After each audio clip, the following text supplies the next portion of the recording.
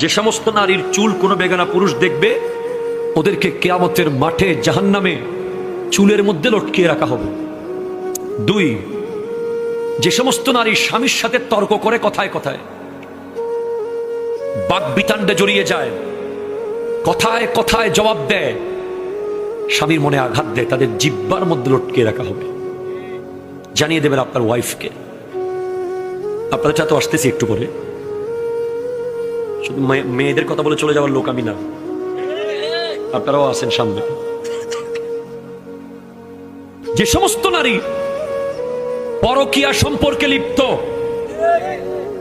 এবং বিয়ের আগে বিবাহ বহির্ভূত প্রেমে লিপ্ত, এই সমস্ত নারীদের বুকের দুধের স্তরের মধ্যে প্যারাক মেরে লটকিয়ে রাখা হবে জাহান্নামে। নাউজুবিল্লাহ।